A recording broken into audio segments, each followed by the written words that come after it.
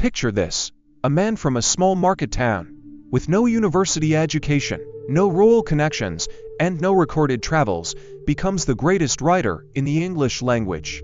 His plays are performed for kings and commoners alike, his words quoted for centuries. His influence unmatched yet, over 400 years later, people still argue, was he even the real author? How could William Shakespeare, a glovemaker's son from Stratford-upon-Avon, have written such profound, worldly, and timeless works? Or was someone else a nobleman, a scholar, even a spy hiding behind his name? This is one of history's most fascinating literary mysteries, and today, we're digging deep into the evidence, the theories, and the burning question: did Shakespeare really write his own plays? Let's start with the man himself.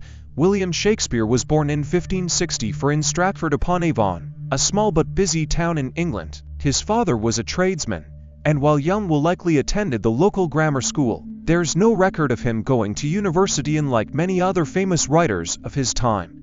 By his late 20s, he was in London, acting and writing plays that would eventually make him famous.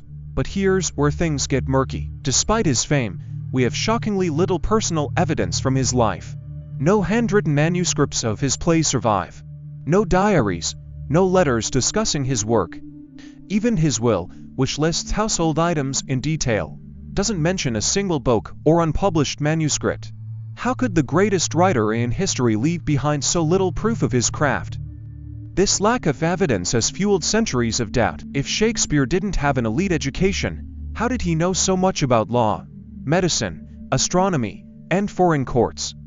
His plays are packed with references to Italian cities, yet there's no record of him ever leaving England. He wrote vividly about royalty and political intrigue, but how would a commoner have such insight into the minds of kings and queens? These questions have led many to believe that Shakespeare was just a front, a name used by someone who couldn't claim authorship openly. So, if not Shakespeare, then who? Over the years, several candidates have been proposed, each with their own passionate supporters. The most famous alternative is Edward de Vere, the 17th Earl of Oxford. Oxford was a nobleman, a poet, and a favorite of Queen Elizabeth I's court. Supporters of the Oxfordian theory argue that his life matches the themes in Shakespeare's plays almost too perfectly. He was well educated, traveled extensively in Italy, and had a turbulent relationship with the Queen, much like many of Shakespeare's tragic heroes.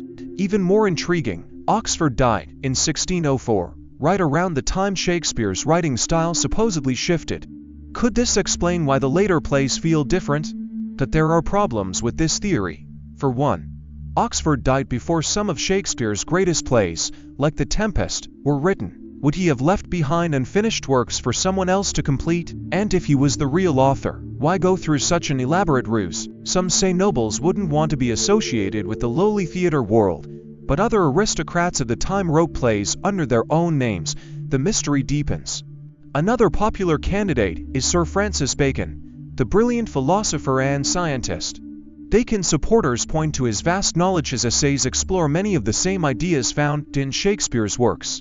Some even claim to have found hidden codes in the plays that reveal Bacon's authorship. But most scholars dismiss these codes as coincidence, and while Bacon was certainly a genius, his writing style is very different from Shakespeare's more formal, less poetic. Would the same man who wrote dense philosophical texts also create the raw emotion of King Lear or the witty banter of Much Ado About Nothing? Then there's Christopher Marlowe, Shakespeare's talented contemporary. Marlowe was a rising star in theater before his sudden death in 1593. Officially, he was stabbed in a tavern brawl, but some believe his death was faked. Conspiracy theorists suggest Marlowe, who may have been a spy, went into hiding and continued writing under Shakespeare's name. It's a thrilling idea, but there's no real evidence to support it. Still, the similarities between Marlowe's early plays and Shakespeare's style are hard to ignore. Of course, the majority of scholars known as Stratfordians firmly believe Shakespeare wrote his own works. They argue that grammar schools in his time provided a strong classical education, including Latin, rhetoric, and literature. As for his knowledge of law and royalty, he could have picked that up from books, conversations, or simply his sharp observational skills. After all, writers don't need to be kings to write about them, they just need imagination. And let's not forget, Shakespeare's name is on the plays. His fellow writers, like Ben Jonson, praised him during his lifetime. If this was all an elaborate cover-up, Wouldn't someone have spilled the secret? So why does this debate still rage on? Part of it is the romance of a mystery, the idea that history has hidden the truth from us. But maybe it's also about our own biases. We struggle to believe that a man from humble beginnings, with no extraordinary privileges, could reshape literature forever. Yet, isn't that the most inspiring possibility of all? What do you think? Was Shakespeare the genius history remembers, or is the truth still waiting to be uncovered? Drop your thoughts in the comments, and if you love diving into unsolved mysteries, don't forget to like, subscribe, and hit the bell so you never miss our next investigation into the past. Thanks for watching, and we'll see you in the next video. Hey there, if you're enjoying this video and appreciate the effort behind it, don't forget to like this video. It really helps the channel grow, and if you haven't already, hit that subscribe button and turn on the notifications so you never miss an update. Oh, and one more thing, share this video with your friends. Spread the love and support. Alright, now let's get back to the video. Let me know if you want any tweaks.